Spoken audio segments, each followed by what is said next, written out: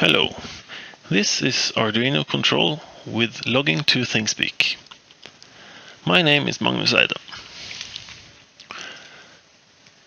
In this presentation, two solutions will be evaluated. The first one is using an Arduino as a control and the link to the ThingSpeak service. This solution has one disadvantage, where it does not have any user interface. Thus, the data must be viewed either in ThingSpeak or in a serial monitoring program. The second solution uses LabVIEW as the controller and the link to ThingSpeak service, but the Arduino is still used as an input-output device. In the solution with only the Arduino, an actual Arduino was not used. Instead, in this example, the ESP32 board was used. The only main difference between this and a regular Arduino is that this uses a 32-bit processor. This board has no analog output pins, which means that to write to the heating element of the air heater, a digital to analog converter had to be used. In this case, the MCP725 was used, and for temperature reading, the TMP36 was used in both solutions. Of course, the Arduino IDE had to be used to upload the software to the microcontroller. In the solution utilizing LabVIEW, an actual Arduino is used. In this case, the Arduino Uno, which does not come with Wi-Fi capabilities. However, this board has pulls with modulation pins, which neglect the requirement of a digital to analog converter. The TMP36 is also used for temperature reading here. To control the Arduino with LabVIEW, the hobbyist toolkit had to be used. The Arduino code mainly consists of the main program and the air heater model. In addition, a PID controller and a low-pass filter has been developed for this project.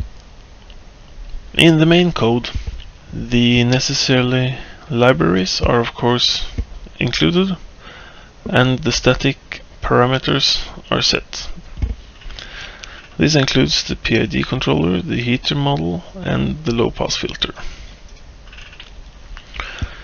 In the setup void, the temperature set point is set to 27 degrees, and the serial digital to analog converter and ThingSpeak are initialized. In the main loop, Wi-Fi is trying to connect every other second as long as it's not connected. There are two cycles that are running. It's the main cycle and the ThingSpeak cycle. They run at different intervals, where the main cycle runs at the sampling time rate. Here is set to 200 milliseconds, and the ThingSpeak cycle is set to 20 seconds. The cyclic run function runs the simulation if that's set to be done. Otherwise, it reads the raw temperature from the TMP36 sensor, filters the value, and uses the PID controller to regulate the output.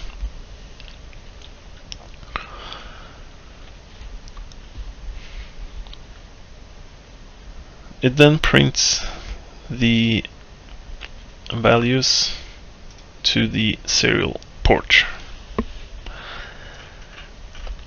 The ThingSpeak cycle takes the two fields that are going to be logged and sends it using the predefined string. Now I will start the Arduino or the ESP32 board by plugging in the power.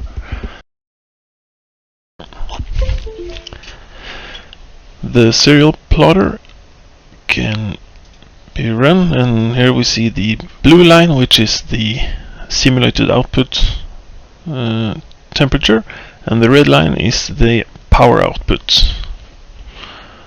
Again, the set point here is 27 degrees Celsius. In the background you can see that the ThingSpeak charts are not updating yet.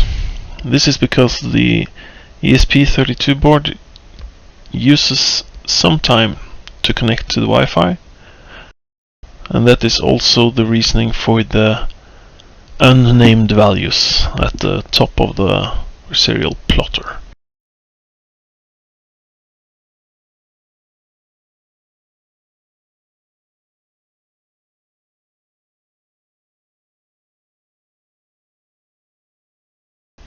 And there we see the ThingSpeak updated.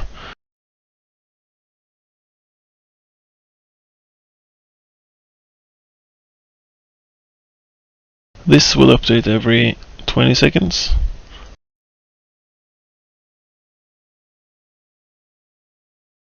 I think the temperature and the power output is now coming to a halt.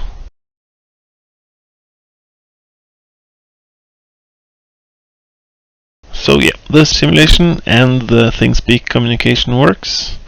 The PID controller seems to be working, although the connection to ThingSpeak, or Wi-Fi for that matter, takes a little bit longer than what's ideal. The LabVIEW program has two main front panels, the control panel and the graph panel. In the control panel, the user can set the set point and view the output voltage to the heating element, as well as the current temperature reading. The user can also toggle the simulation on and off to select whether the input will come from the simulation or from the input reading. The graph panel shows the dynamics of the system with both the set point and the temperature. Here the temperature is rising towards the set point. To ensure that the LabVIEW program was tidy and nice, the state machine principle was used. This is the first state, the read input state, where the analog value is read from the Arduino. This voltage is then converted to temperature, and the temperature is stored in the temperature gauge shown just now. If the simulation is on, or the toggle for the simulation is on, then the simulation will run here. The next state is the control state. This state does three things. The main things are running the PID controller and sending the output value to the Arduino.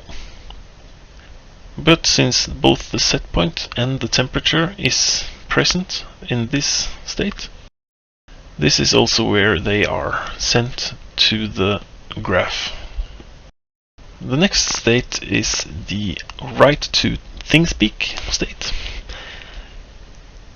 This will only be run once every 20 seconds, and it creates the ThingSpeak URL that is needed to log data to ThingSpeak. It also sends the GET request to ThingSpeak. The final state is the wait state. This is doing just that. It waits, it invokes itself until enough time has elapsed. Now I will start the simulated version of the LabVIEW program.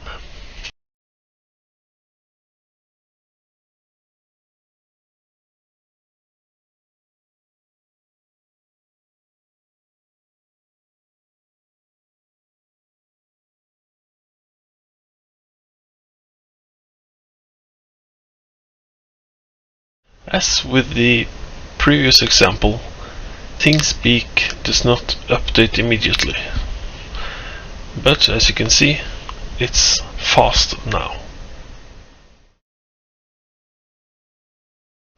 We can of course go into the Graph tab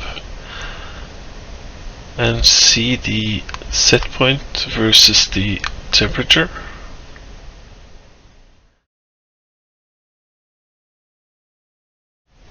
It looks like the system has come close to a steady state.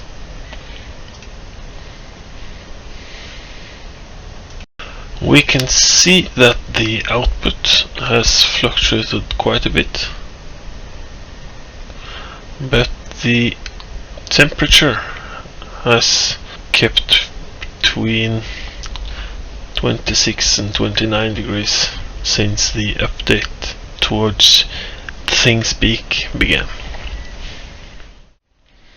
On the topic of cybersecurity, the URL used to send data to ThingSpeak, we can see that they use the HTTPS protocol, where the S stands for secure or safe. This means that the parcel should be end-to-end encrypted between the sender and the receiver.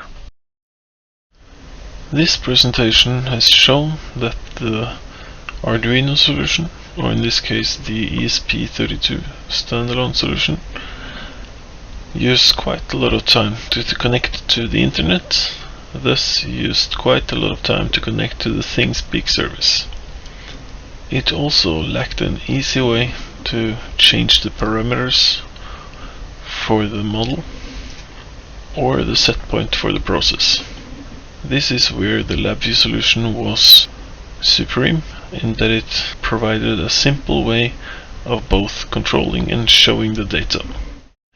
However, the LabVIEW solution requires an entire computer more than the Arduino example, which means that it just comes down to what sort of requirements there are for this application.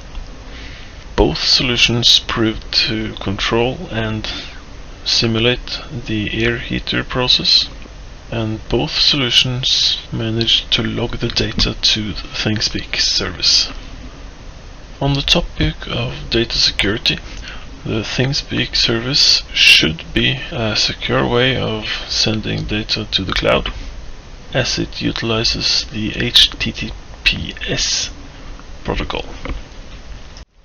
That's it from me. Thanks for watching.